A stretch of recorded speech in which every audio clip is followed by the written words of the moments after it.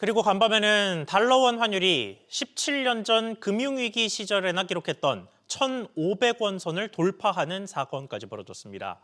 재점화된 환율 비상사태에 이창용 한국은행 총재도 분주했는데 환율 관련 상황도 짚어보겠습니다. 이민후 기자. 네, 이민호입니다. 네, 우선 오전 현재까지 환율 상황 어떻습니까? 네, 달러원 환율은 오전 11시 30분 기준 어제보다 14만 90전 오른 1,480원에 거래되고 있습니다. 주간 거래 환율이 1,480원 선에서 거래되는 건 지난 1월 이후 2달여 만입니다. 환율은 전날 1,466원 10전에 주간 거래를 마감한 뒤 야간 거래에서 가파르게 상승폭을 키웠습니다. 뉴욕 증시 개장 약 30분 뒤인 자정 무렵에는 달러당 1,500원을 넘어섰고 한때 1,506원 선까지 치솟았습니다. 달러원 환율이 1,500원을 넘은 건 글로벌 금융위기 당시인 지난 2009년 3월 이후 17년 만입니다. 주요 6개국 통화대 미 달러 가치를 보여주는 달러 인덱스는 전장보다 0.24% 오른 99.29를 나타내고 있습니다. 자, 이런 흐름 속에 오전에 한국은행도 아주 분주했습니다. 그렇습니다. 환율이 급등하는 조짐에 한국은행도 발바삐 움직였습니다. 외환당국의 수장인 이창용 한국은행 총재는 당초 예정된 회의 출국을 미루고 오전 중 긴급회의를 개최했습니다. 한은은 현 상황은 과거와는 달리 달러 유동성이 풍부하고 우리나라의 대외 차입 가상금리와 신용부도 스와프 프리미엄도 안정적 수준을 유지하고 있다고 강조했습니다. 다만 한은의 개입 직후 환율이 1,470원 초반선까지 내려왔지만 현재는 개장가를 뚫고 1,480원을 넘어선 상황입니다. 한은은 중동 상황 전개 양상 등의 환율 및 금리, 주가 등 금융시장 주요 가격 변수의 변동성이 커질 수 있다고 설명했습니다. SBS 비지 이민호입니다. 이번 사태의 진앙지인 이란 상황도 짚어보겠습니다. 미국과 이란의 격전지가 주요 산유지인 페르시아만과 인도양을 잇는 좁은 길목, 호르무즈 해협으로 좁혀지는 모습입니다.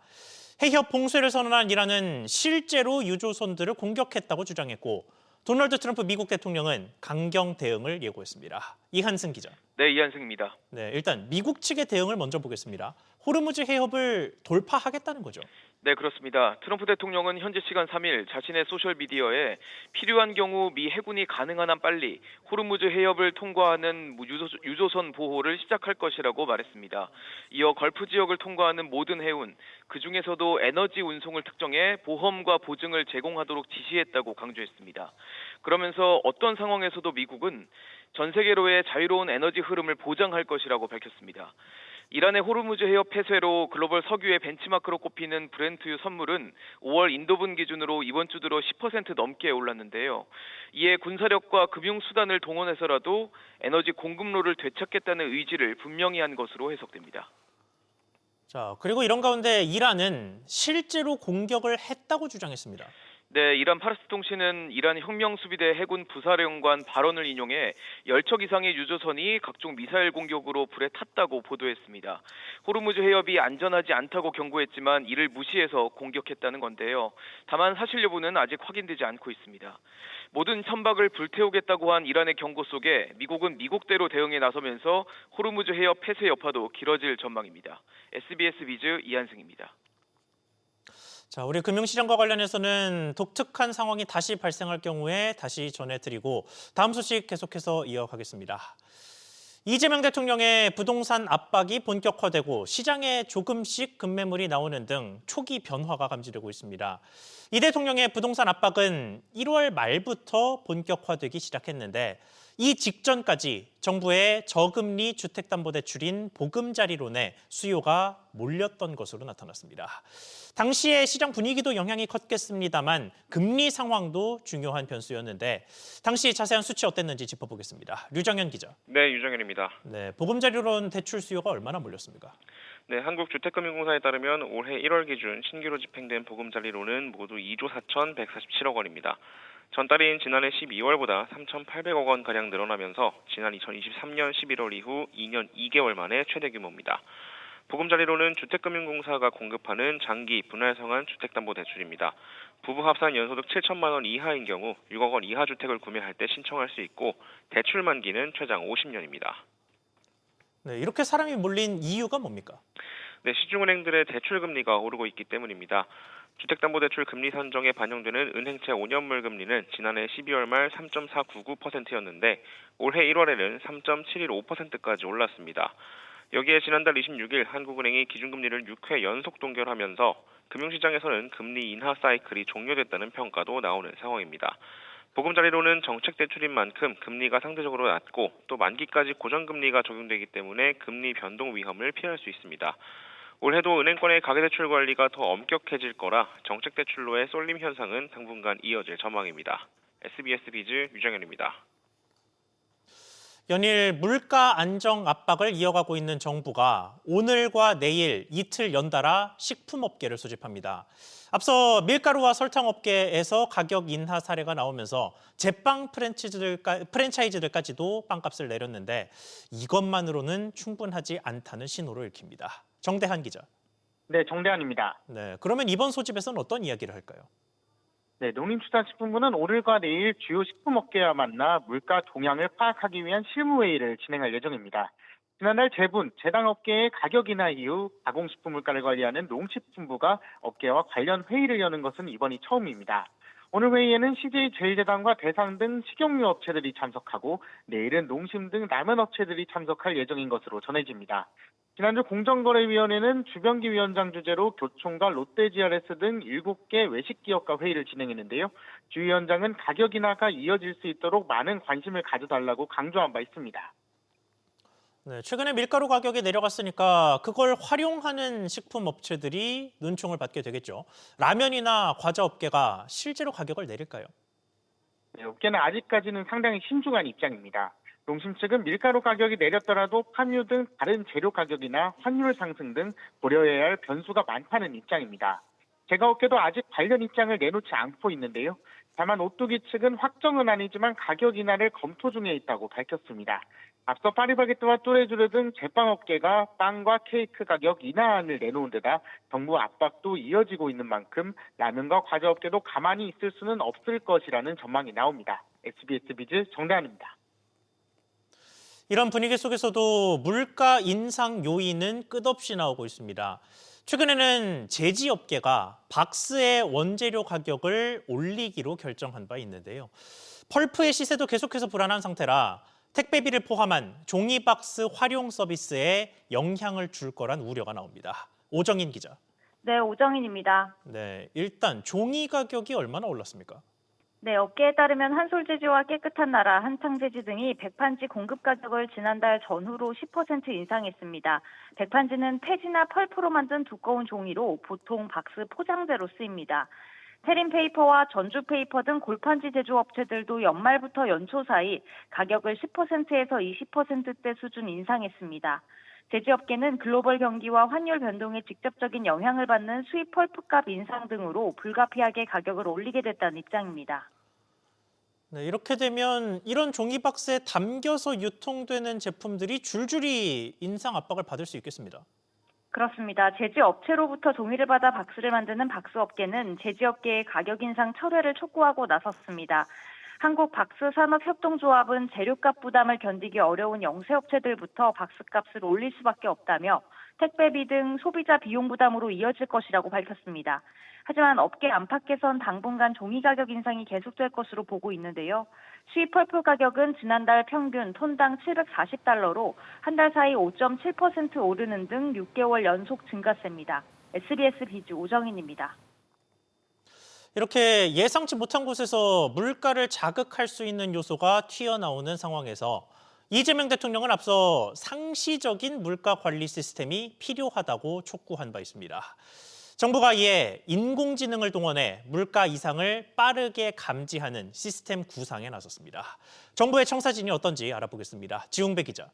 네, 지웅배입니다. 네, 인공지능을 어떤 식으로 물가 감시에 활용하게 되느냐 이게 중요해 보이는데 현재 재정경제부 움직임이 어떻습니까?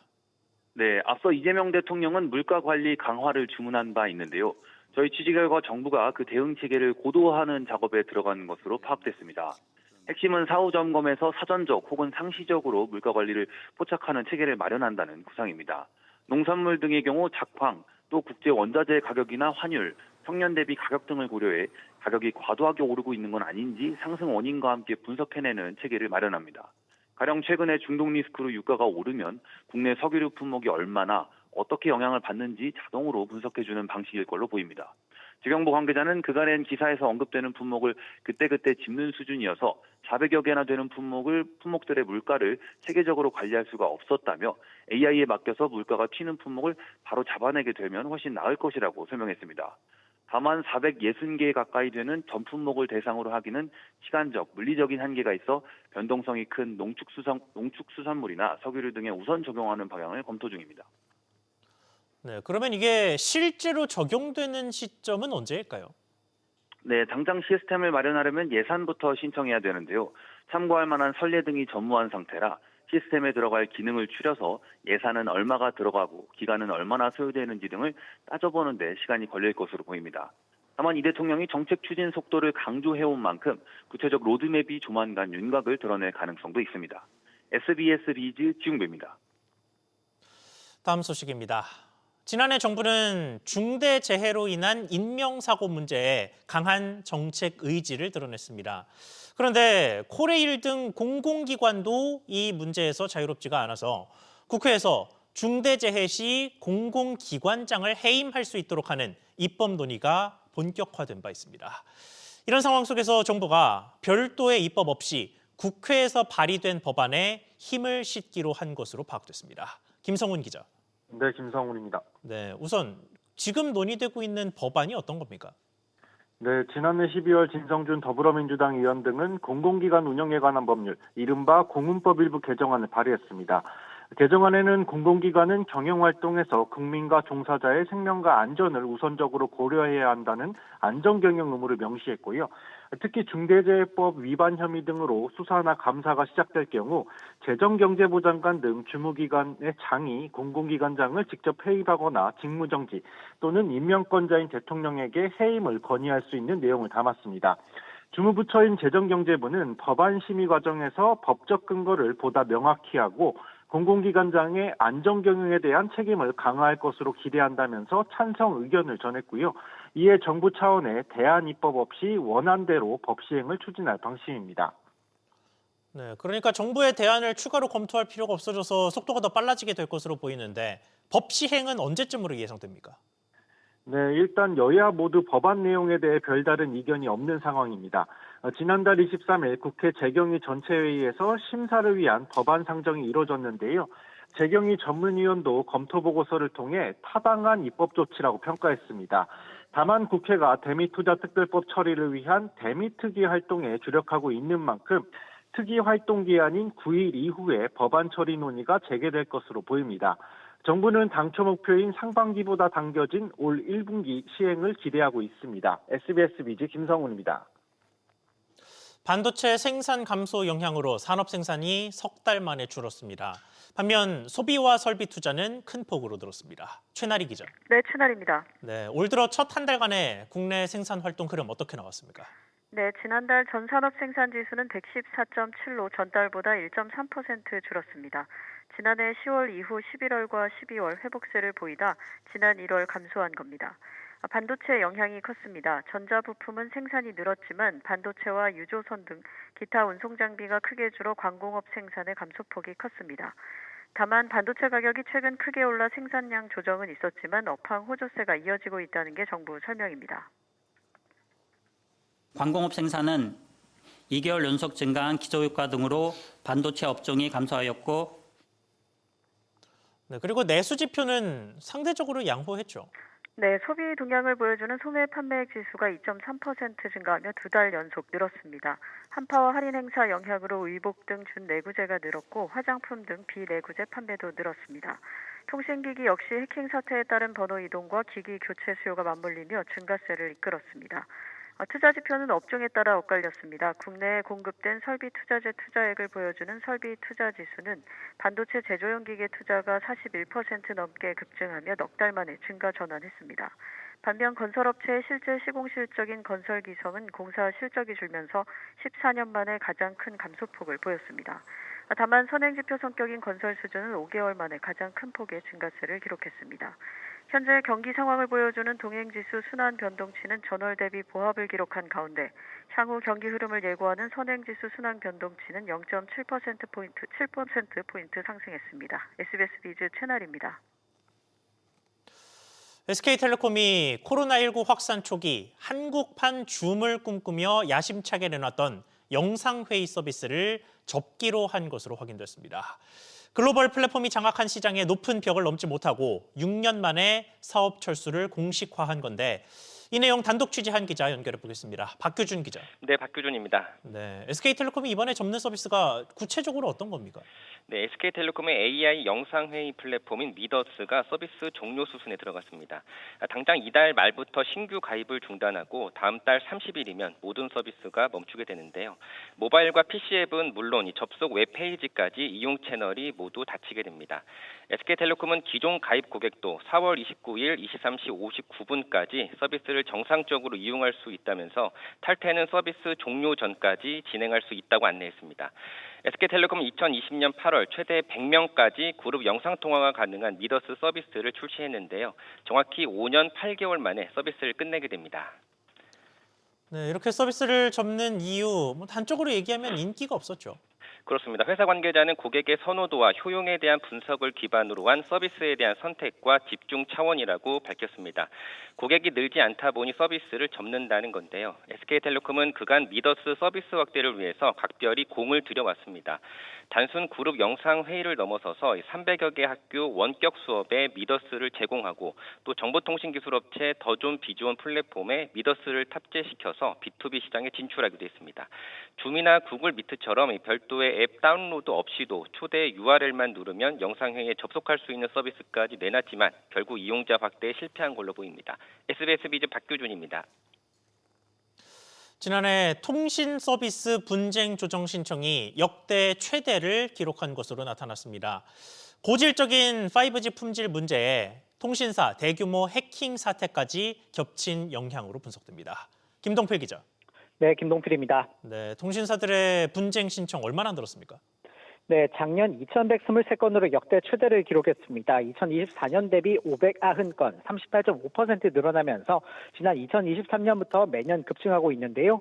사업자별로는 SK텔레콤이 581건으로 가장 많았고 그 뒤를 KT 390건, LG U+ 319건 등이 이었습니다. 특히 SKT는 1년 새 55% 넘게 늘어나면서 통신 분쟁 신청 1위에 올랐습니다. 무선 분야 분쟁 해결률은 통신 3사 모두 1년 전 대비 모두 줄었는데요. 특히 KT가 15.2%포인트 내리면서 가장 낙폭이 컸습니다. 네, 통신 분쟁이 작년에 이렇게 확 늘어난 이유는 아무래도 해킹과 5G 품질 영향이 크겠습니다. 네, 그렇습니다. 걸핏하면 LTE로 내려가는 고질적인 5G 품질 문제에 더해 작년에 해킹 사태가 터지면서 분쟁도 확 늘어난 것으로 풀이되는데요. 실제 작년도 이용계약 관련이 52.8%로 가장 많았고 그 뒤를 중요사항 설명 누락 22.5%, 서비스 품질 6.7% 등 순으로 이었습니다. 특히 서비스 품질의 경우 2024년 117억 건에서 작년 143건으로 다소 많아졌습니다.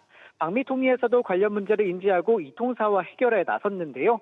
김종철 방미통위원장은 자신의 SNS를 통해 통신 품질 관련 분쟁 조정 신청 사건에 대해 신속히 해결할 수 있도록 노력하겠다라면서 이 통사 CEO들에게도 5G 품질이나 속도 관련 우려를 전달했다라고 말했습니다. SBS 비즈 김동필입니다. 스페인에서 열리고 있는 세계 최대 이동통신 전시회 MWC 현장으로 가보겠습니다. 올해 행사에 참여한 중국 기업들의 AI 기술도 분석해 볼 필요가 있는데요. 불을 켜줘, 청소해 이런 명령을 내리기도 전에 알아서 움직이는 기술을 선보였습니다. 엄하은 기자가 보도합니다. 집에 들어와 책을 펼치자 독서등이 켜지고 바닥에 쓰레기를 쏟자 로봇 청소기가 움직입니다. 집안에 설치된 카메라를 통해 AI가 상황을 파악하고 먼저 반응하는 겁니다. 샤오미가 자체 개발한 모델의 추론 능력이 실제 스마트홈에 적용된 사례입니다. The traditional smart devices connected to your homes, you are setting prompts or scheduling on your smartphones. But now with Mi Local, it's actually reading your gestures, your actions when through a webcam to dictate what actions you need to help you, live smarter. 또 다른 중국 업체 아너는 손바닥을 펼치면 카메라가 로봇팔처럼 튀어나오는 이른바 로봇폰을 선보였습니다. 음악을 켜달라고 하니 Play the music. 흥겨운 음악과 함께 리듬을 타고 내 옷이 마음에 드냐고 묻자 Do you like my outfit? 사람처럼 고개를 갸웃거리더니 행사장과 잘 어울린다고 답합니다. 레노버는 벽면에 서류를 비춰주며 말로 조작하는 사무용 로봇 AI 워크메이트를 선보여 이목을 끌었습니다. 중국 업체들은 이번 MWC에서 각자가 구축한 AI 생태계를 전면에 내세우며 기술 주도권 경쟁을 이어가고 있습니다. 바르셀로나에서 SBS 비즈 어마안입니다. 대미 투자 특별법 처리를 위한 국회 특별위원회가 활동을 재개합니다. 앞서 정쟁으로 활동이 중단됐던 대미 투자 특위는 오늘 전체 회의를 열고 특별법 상정과 소위원회 구성 안건을 처리합니다. 이후 특위는 활동 기한인 오는 9일까지 법안을 의결할 계획입니다. 세 번째 상장 도전에 나섰던 K뱅크가 내일 유가증권시장에 신규 상장합니다.